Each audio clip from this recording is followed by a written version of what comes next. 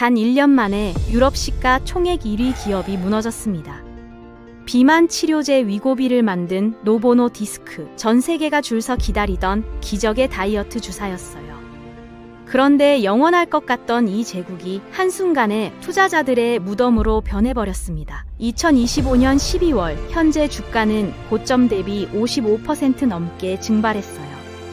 단 하루 만에 시가 총액 96조 원이 공중 분해된 날도 있었습니다. 더 효과 좋은 경쟁 약물의 등장, 공급망 전쟁 패배, 그리고 주사에서 알약으로 바뀌는 시장 대전환까지 100년 기업이 어떻게 무너졌는지 지금부터 파헤쳐 보겠습니다.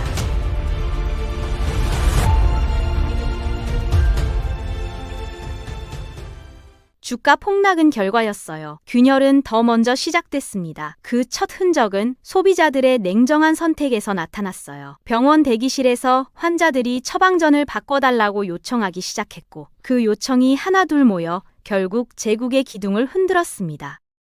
노보노 디스크는 덴마크의 자존심이었어요. 1923년 설립된 이 회사는 인슐린 치료제로 당뇨병 환자들의 생명줄이 되어 왔습니다. 100년이 넘는 세월 동안 묵묵히 한 길을 걸어온 장인 기업이었어요.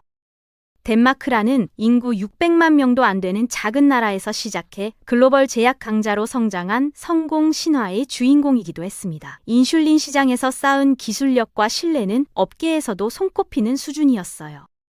2021년 위고비라는 비만 치료제가 미국 FDA 승인을 받으면서 모든 것이 달라졌습니다. 위고비는 우리 몸의 포만감 호르몬을 흉내내서 뇌에 배부르다는 신호를 보내요. 덕분에 식욕이 억제되고 자연스럽게 먹는 양이 줄어듭니다.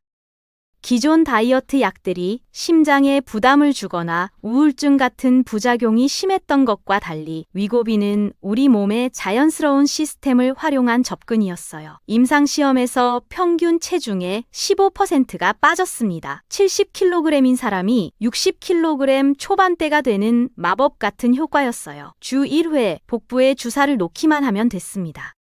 시장은 열광했습니다. 할리우드 배우들이 레드카펫에서 날씬해진 비결로 위고비를 언급했고, 유명 방송인들이 SNS에 체중 감량 후기를 올렸어요. 억만장자들은 프라이빗 제트기에 이 약을 실어 날랐습니다. 처방전 없이는 구할 수도 없는데 처방전이 있어도 물량이 없었어요. 공급 부족 현상이 2년 넘게 이어졌고, 암시장에서는 정가의 몇 배를 주고도 거래가 이루어졌습니다. 마치 명품 가방처럼 구하기 어려운 약이 된 거예요.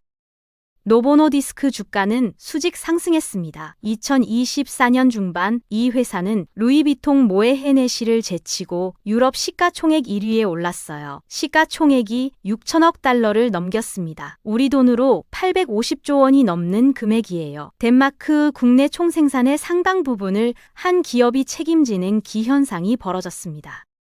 작은 북유럽 국가의 기업이 전 세계 제약업계를 호령하는 상황이었어요. 월가의 분석가들은 앞다퉈 목표 주가를 높였습니다. 비만 치료제 시장이 앞으로 10년간 폭발적으로 성장할 거라는 장밋빛 전망이 쏟아졌어요. 노보디스크는 그 시장의 절대 강자였습니다. 영원할 것 같았어요.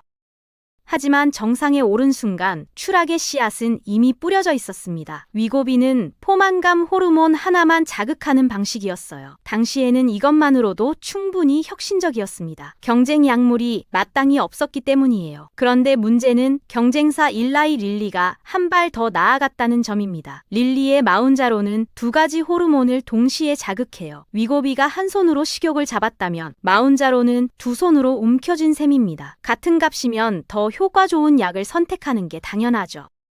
72주, 그러니까 1년 반 동안 진행된 대규모 임상에서 마운자로 최고 용량 투여군은 평균 체중의 22.5%가 감소했어요. 위고비의 15%와 비교하면 7포인트 이상 차이가 납니다. 숫자로는 작아 보일 수 있어요. 하지만 100kg인 사람 기준으로 보면 얘기가 달라집니다. 위고비로는 85kg까지 빠지는데 마운자로는 77kg대까지 빠져요. 거의 8kg 차이입니다. 옷 사이즈가 두세 치수는 달라지는 차이예요. 시장 반응은 숫자로 드러났어요. 2025년 기준 미국 비만 치료제 시장에서 릴리 제품의 점유율은 60%에 육박합니다. 위고비는 40%로 밀려났어요. 2년 반 늦게 나온 후발주자에게 1위 자리를 내준 겁니다. 새로 치료를 시작하는 환자의 약 3분의 2가 릴리의 약을 처방받고 있어요.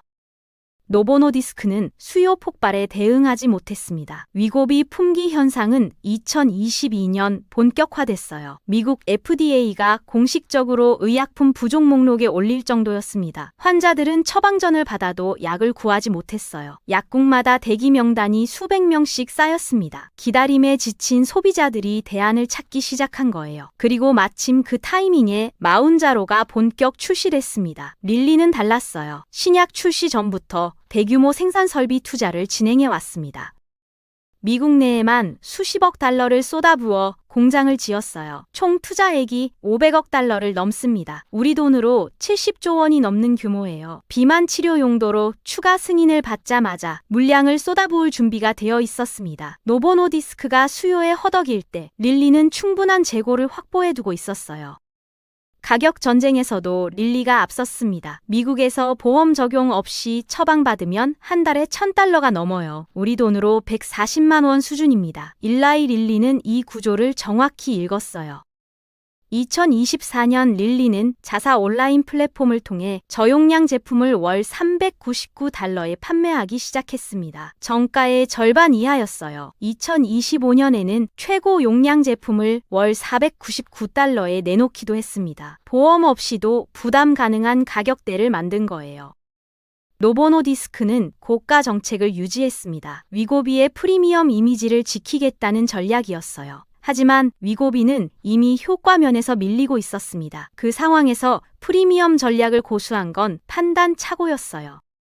뒤늦게 노보노디스크도 가격 전쟁에 뛰어들었지만 시장의 반응은 냉담했습니다. 한번 형성된 인식은 쉽게 바뀌지 않아요. 효과에서 밀리고 공급에서 밀리고 가격에서도 밀렸습니다. 그런데 더 큰 위협이 다가오고 있었어요. 주사제 시장 자체를 흔드는 패러다임 전환, 먹는 비만 치료제의 등장입니다. 이건 단순한 경쟁이 아니라 게임의 규칙 자체가 바뀌는 변화예요.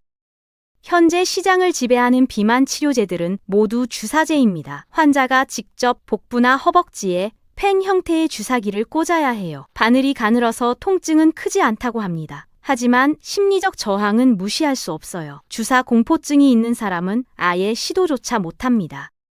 매주 자기 몸에 바늘을 찌른다는 게 누구에게나 쉬운 일은 아니에요. 바늘만 봐도 식은땀이 나는 사람들이 적지 않습니다. 냉장 보관이 필수라서 여행할 때 휴대하기 어렵고 실온에 오래 두면 약효가 떨어져요.